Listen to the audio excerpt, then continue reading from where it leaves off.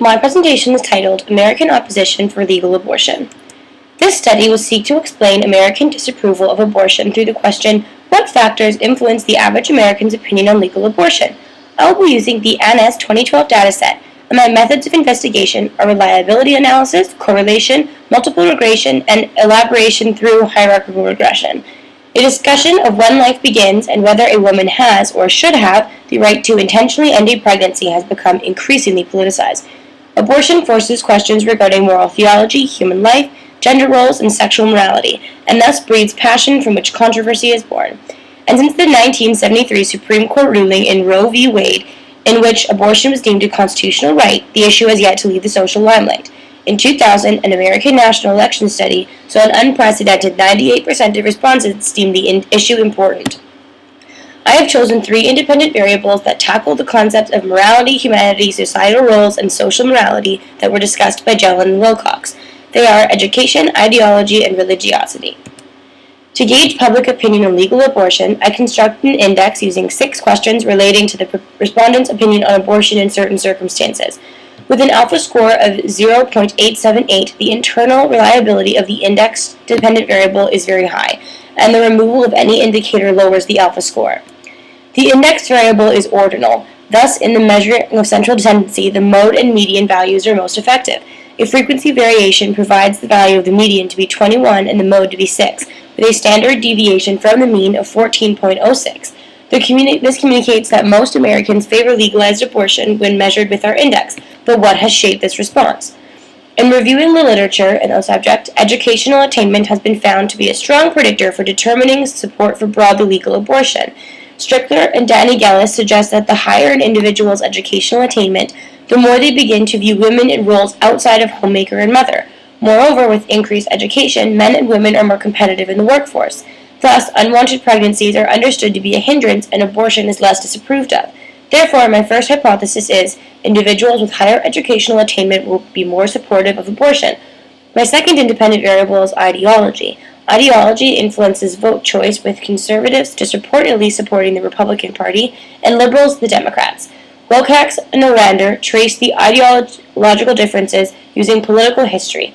In the 1980s, the U.S. Congress debated a constitutional amendment declaring that human life begins at conception. Thus, a political cleavage was created among political elites, with Republicans opposing and Democrats in favor of abortion. Moreover, Skitka et al. Proposes the ideological script hypothesis, suggesting people's opinions tend to ride on the coattails of their political elites. Therefore, my second hypothesis is individuals who self-identify as conservative are less likely to support legal abortion.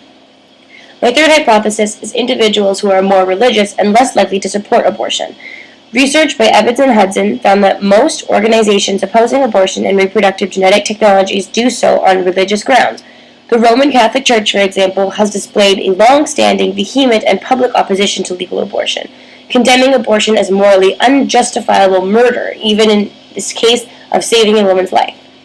I measured religiosity by constructing an index of 4 questions, and with an alpha score of 0.644, it has high internal reliability and is thus a strong indicator. My first control variable that I will be introducing is sex. I believe that when controlling for sex, education will be a much stronger predictor of support for abortion in women than men.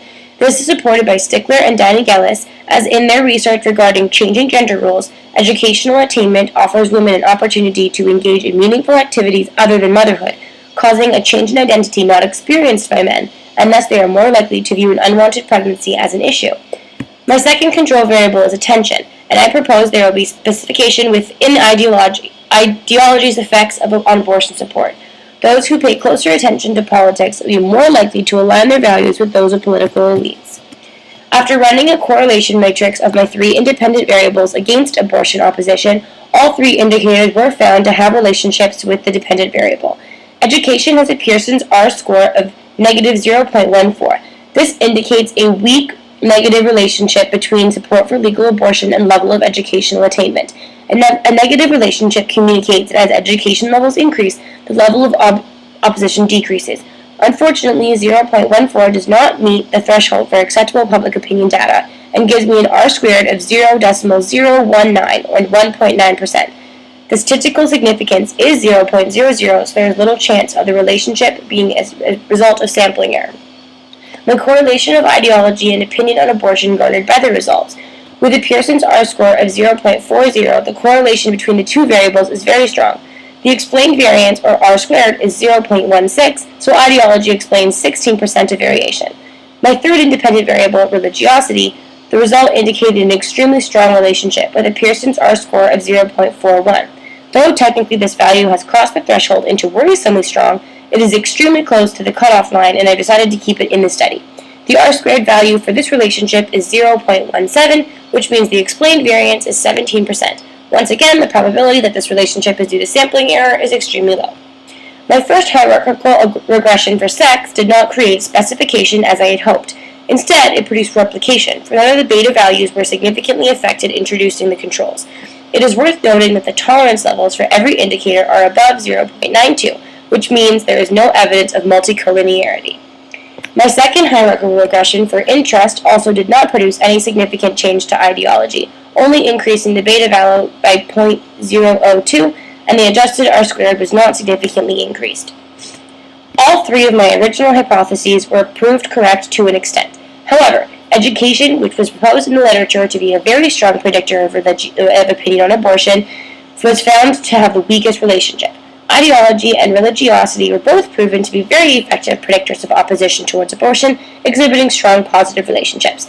Neither of my control hypotheses were proven correct, as I proposed both control variables would create specification, but both produced replication, having little to no effect on the beta or B values. To conclude, educational attainment accounts for 1.9% of variation in support, in contrast to the 16 and 17% caused by ideology and religiosity, respectively. Religiosity was the most correlated variable, though ideology was close behind it.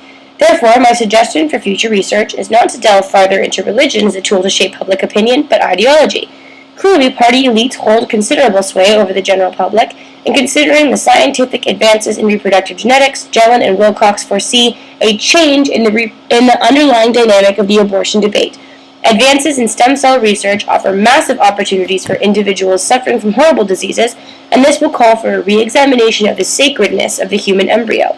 The legal system will have to decide whether human embryos are persons bearing rights, property to be exchanged or divided in divorce settlements, or sources of human tissue with medical value, and a deeper understanding of shaping political opinion through the elite will prove unbelievably powerful.